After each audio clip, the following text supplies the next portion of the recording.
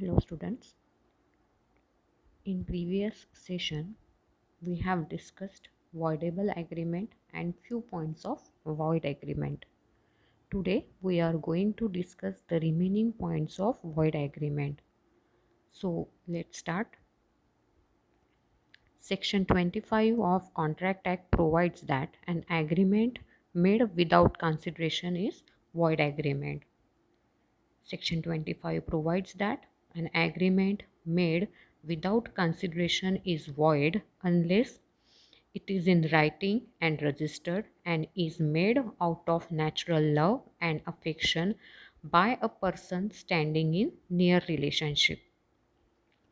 The second clause of Section 25 provides that an agreement made without consideration is void unless it is a promise to compensate a person who has already voluntarily done something for the promiser or something which the promiser was legally compellable to do. Or third clause of Section 25 provides that an agreement made without consideration is void unless it is a promise made in writing and signed by the promiser to pay a date beared by law of limitation.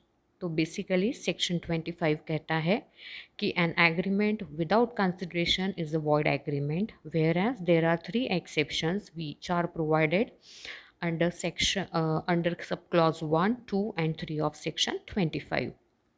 So every agreement in order to be enforceable by law must be supported by consideration. However, there are three exceptions to this clause.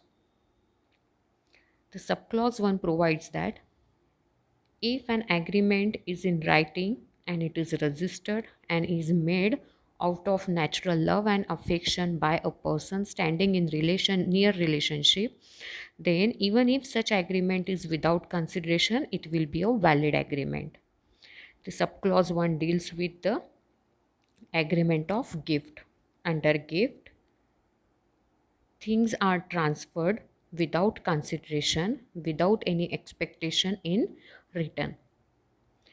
A gift is a valid agreement even though it is without consideration, provided gift must be made in writing, it should be registered, then it should be made out of natural love and affection, and it should stand in near relationship between the parties. Next clause provides that if it is a promise to compensate a person who has already voluntarily done something for the promiser or something which the promiser was legally compellable to do, then in such situation, if there is absence of consideration, even then such promise is a enforceable promise and it is a valid agreement. For example, A finds B's purse and give it to him. B promises to give A rupees 1000. This is a valid agreement. ए को B का purse मिला और ए ने वो purse B को दे दिया. अब B ने ए को प्रॉमिस किया कि आपने मुझे मेरा पर्स लाके दिया, आपको कहीं मिला और आपने मुझे लाके दिया, तो इसलिए बदले में मैं आपको 1000 रुपये दूंगा. तो ये एग्रीमेंट एनफोर्सिएबल है और वैलिड है. बेसिक रूल ये है कि जो एग्रीमेंट में कंसिडरेशन नहीं होता है वो एग्रीमेंट वॉइड होता है और एनफोर्सिएबल नहीं होता है. लेकिन कुछ प्रोमिसेस कॉम्पेंसेट करने के लिए होता है. वॉलंटरी सर्विसेज किसी ने अगर प्रोवाइड की है तो उन वॉलंटरी सर्विसेज को कॉम्पेंसेट करने के लिए जो प्रॉमिस किया जाता है वो इवन दो विदाउट कंसिडरेशन रहता है, फिर भी वो एनफोर्सिएबल रहता है. तो अभी एग्जाम्पल में बी ने ए को प्रॉमिस किया 1000 रुपये देने का, तो ये वैलिड एग्रीमेंट है. तो ए 1000 रुपये के लिए बी के अगेंस्ट में केस फाइल कर सकता है क्योंकि ये एनफोर्सिएबल है even though it is without consideration. The third clause of section 25 provides that if it is a promise made in writing signed by a promiser to pay a date bared by law of limitation. So अगर time bear date है और उस time bear date का repayment का promiser करता है writing में और साइन करके देता है, तो ये एग्रीमेंट भी विदाउट कंसिडरेशन होते हुए भी वैलिड एग्रीमेंट माना जाता है. For example,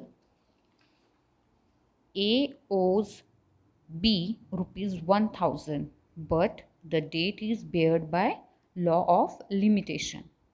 A signs a written promise to pay B ₹500 on account of the date.